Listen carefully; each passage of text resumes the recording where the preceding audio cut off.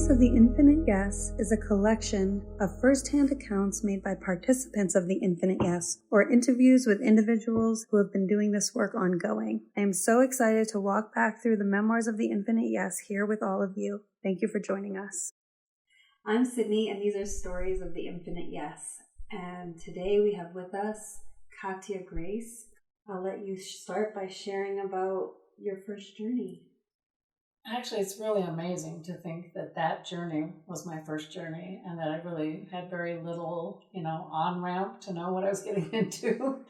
And yet it took me through this magical birth canal, literally. And I don't know that I'd shared much, but I had done a fair amount of rebirthing work, breath work, and looked at my birth experience of having been very traumatic, of being born with forceps back in 1948. My mother being unconscious and me being forcepted. But when the medicine came on really strong, I literally found myself on my hands and knees, and like as a birthing mother. And so I had this experience of the empowerment of a mother, actively birthing a child, or me as mother. And then at some point it just magically shifted and I was the baby. And, wiggling my natural way down the birth canal, feeling massaged. I don't remember at that point, maybe at some point, you and Daniel Frank, obviously I could tell something was really intense was going on and might want some accompaniment, which I was amazed. I mean, I don't know, there were 20 people in the room or something, and yet somehow, when I needed that support, you were right there. And Daniel, I remember Daniel first, actually, which was really cool that it was a man that caught me. And in my real life, my father apparently was drunk and, thought I was deformed because I came out with these marks from the forceps. And so to kind of repattern that to be accepted, oh, that's right. And it just, for a long time, my experience was that he held me. Now it's going to make me want to cry, but he held me and you held me. And I was surprised how long that went on for. It's like they're not going away. They're really here for me. I remember noticing months later that I felt more self-contained and more empowered in my life. And I was like, oh, that's right, I did that journey. Well, I want to tell our listeners a little bit about what it's like to sit here with your beautiful eyes filled with water and your beaming heart. And just thank you again for sharing with everyone what that was for you.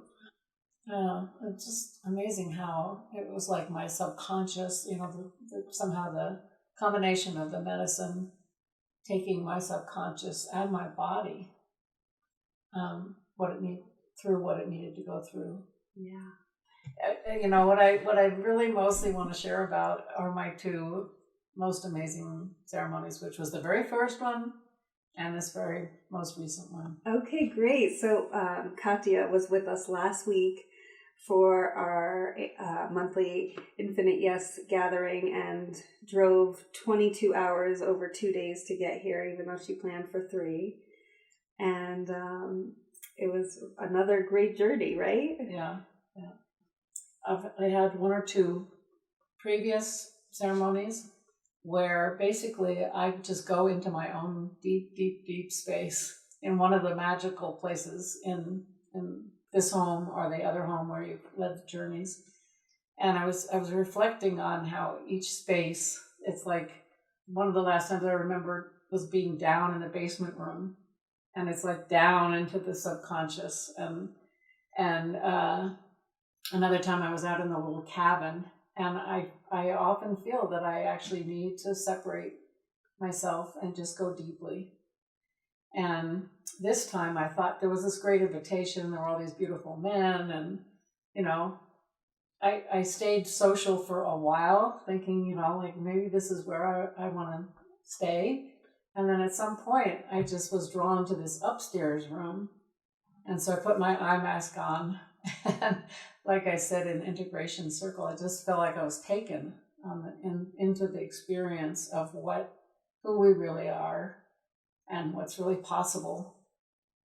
And I felt I didn't think of it at the time, but it's like the central channel was just radiant light, and it had all these branches. And so I just, time warps so much, but for whatever amount of time it was, just for a long time, I just felt the experience of this light inside of me radiating. And I had this feeling, message, energy moving, saying, you really don't have to do anything. You just receive this feeling, and it's enough. And again, that just went on for a long time, like just energy moving through my being and reminding me and encouraging me. Yeah.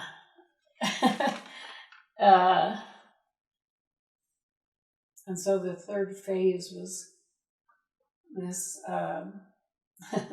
this feeling of pure gold. Mm-hmm. But it wasn't metallic gold. It was like the alchemical gold, like that we all are. This, which is just like the ultimate strength and shine and indestructible purity. And so it had to do for me with whatever tendency I might have to judge myself or judge others or judge life, and instead it was just like this pure alchemical gold as the essential nature. And I would say I'm having that experience much more in life, that I don't have to, or my planning is supported by, magical forces moving me in the right direction to meet the right people and have the right experiences. I remember also feeling like I was inviting my DNA to be re-scripted. Awesome. And it felt like I felt myself as an energy being more than a physical being, and that all that was possible. I love that. Let's have a prayer for everybody to find love as effortless and joyful. Mm-hmm. My prayer with Katja Grace for all the women of the world and all the men of the world. May we find that heart space together. That's effortless.